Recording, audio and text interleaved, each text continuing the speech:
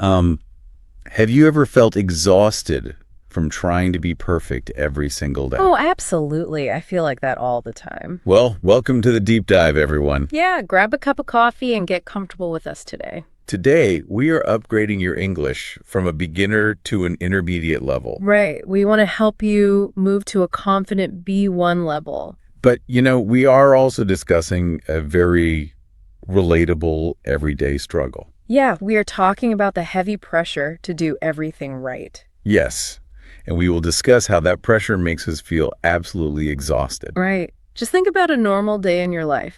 Like you wake up early and try to cook a perfectly healthy breakfast. Then you study your English grammar for hours without stopping. Next, you try to clean your entire house until it shines.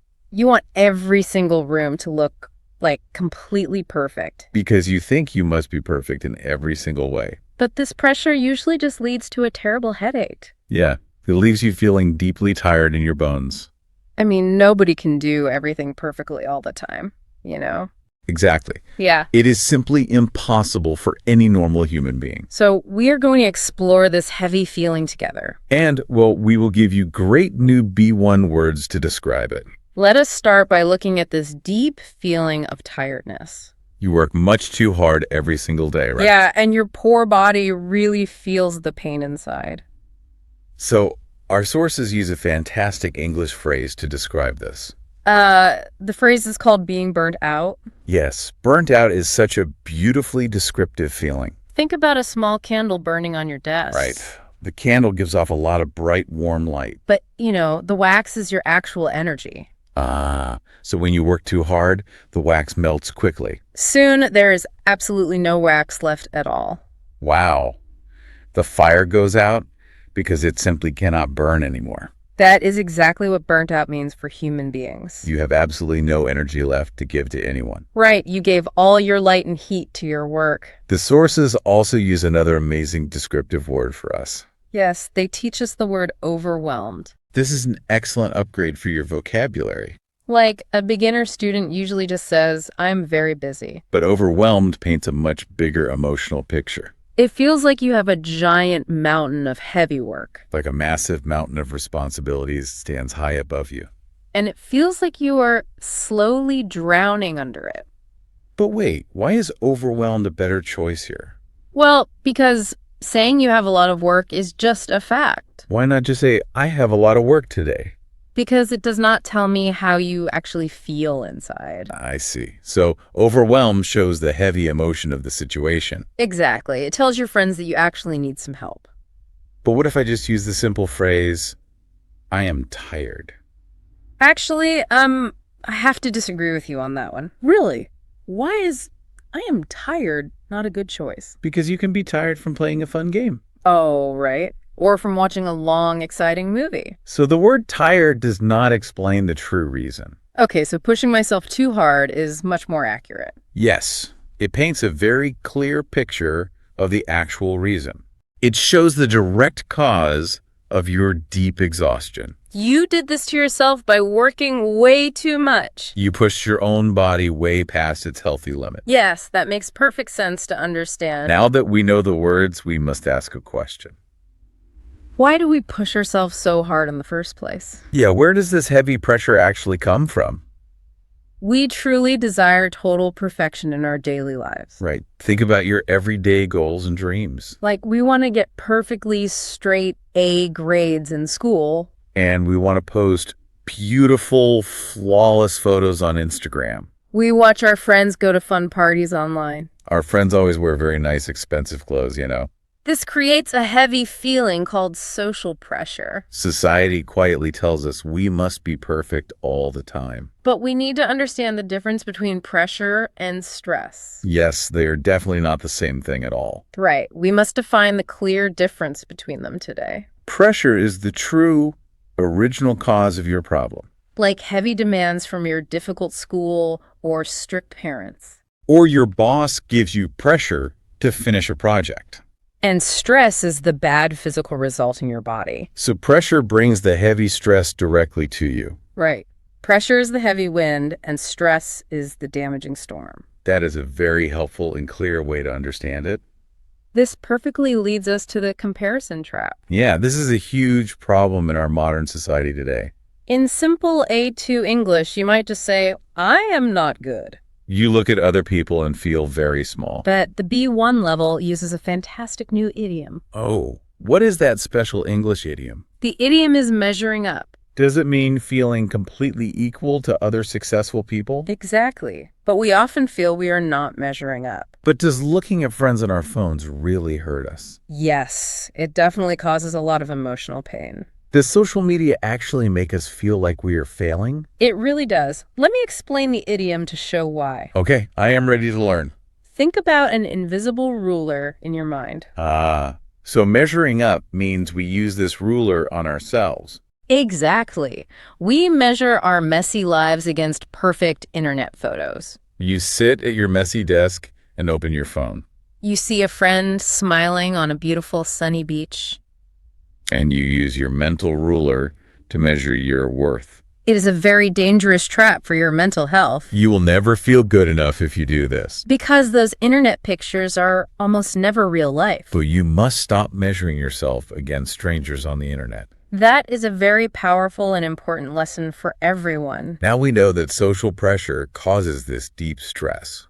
But how can you express this correctly in English? We need to upgrade our grammar skills right now. I always love teaching how to use new grammar rules. In the past, you probably used the past simple tense. You would simply say, I studied for 5 hours. Yes, that is a very normal, basic A2 sentence. But that only talks about a completely finished action. Right, it does not connect to your tired feelings right now. We want to connect your past work to your present feelings. So how do we make that time connection in English? We use the present perfect continuous tense. Oh, please give me the special B1 grammar structure. I have been studying so much lately. That I cannot even sleep well at night. That is a beautifully complex and descriptive sentence. Notice the special word lately in that long sentence. What do you think the word lately actually means here? Well, the word lately simply means recently or in recent days. Yes, it shows that the action is still affecting you now. But how exactly does lately connect the past to the present? That is a very thoughtful question to ask. I am very curious about how this works. Imagine your hard work is a heavy bridge. Okay, a heavy bridge. Your difficult work started yesterday in the past. But you are still carrying that heavy feeling today. The word lately builds the bridge between those 2 days. So your tired feeling safely travels across that bridge. Yes, the heavy exhaustion is still living with you now. Our sources introduce another truly great idiom here. The special B1 idiom is feeling under the weather. But wait, usually this means you were physically sick, right? You mean like having a bad cough or a warm fever? Yes. Can we actually use it for feeling stressed out? I'm going to push back on that idea entirely. Really? So it is not strictly for catching a physical cold? Not at all. Let me explain how the body works. Okay, I am listening very closely. When your mind is tired from heavy social pressure, Yes. What happens to your physical body then? your physical body actually begins to feel quite sick too. Oh, and that makes a lot of logical sense to me. Your stomach might hurt because you are deeply worried. And your head probably aches because you study too much. So you truly are feeling under the weather from stress. The human mind and the human body are closely connected. Mental stress can make you feel genuinely physically ill. It is a perfect way to describe severe burnout. So now you perfectly know how to describe your heavy stress. And you can clearly describe the exact causes of it too. But we cannot leave you without a good solution today. Yeah, you need to know how to stop feeling burnt out. Because you simply cannot stay under the weather forever. So what is the very first step to fix this? The very first step is setting healthy boundaries. I am sure I have heard this word before. Think of a boundary as a strong mental wall. You build this mental wall to safely protect yourself. Exactly. It means learning how to bravely say the word no. A beginner student simply says, I cannot do it. But setting a clear boundary sounds much more professional. It sounds confident, mature, and very strong. You are absolutely right about that. But I have a serious cultural question about this. I am always happy to discuss cultural differences with you. Is saying no to your teacher considered okay? It can be scary, but yes, it is okay. What if I firmly say no to my parents? That is also okay if you do it respectfully. Is setting a mental boundary considered very rude?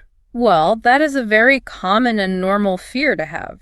Many people worry it sounds angry or very impolite. But it is never rude to protect your own health. It is actually a very smart and necessary life skill. We also have a wonderful rule for perfectionism. Oh, what is the golden rule for being perfect? The rule is done is better than perfect. That is such a comforting and relaxing rule to hear. We do not need to give 100% always. We do not have to be totally flawless all the time.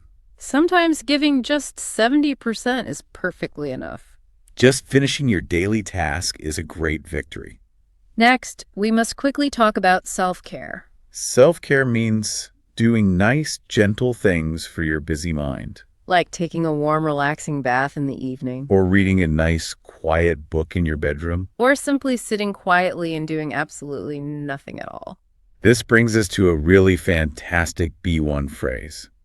Instead of just saying the basic words, I need to sleep, You should confidently say, I need to recharge my batteries. I really must insist on using this exact analogy. But wait, human beings are not machines or robots? I have to disagree with you on that thought too. Why? Humans are not made of metal and wires. Because humans are exactly like modern mobile phones today. How are we exactly like our little mobile phones? Think about your smartphone late at night. When the battery turns red, the phone barely works. The bright screen gets very dark to save power. Every single application on the phone moves very slowly. If you do not plug it into the wall, The phone will completely shut down and simply die.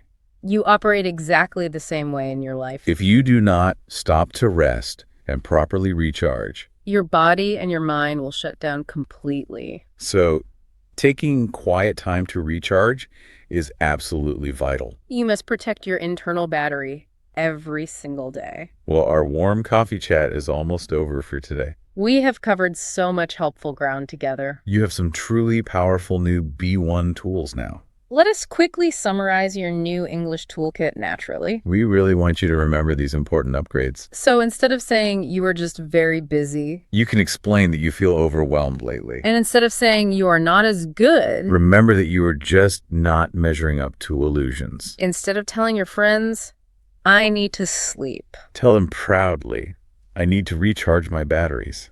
And finally, instead of just saying, I am tired. You can clearly express, I am totally burnt out.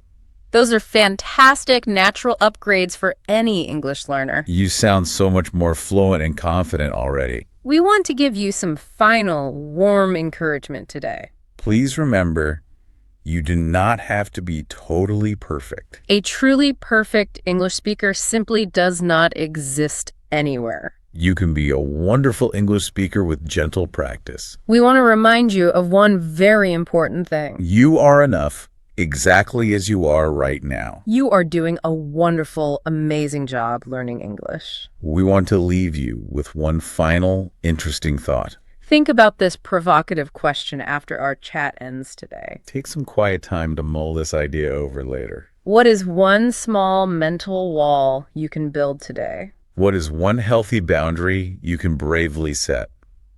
Use it to protect your own precious, beautiful battery.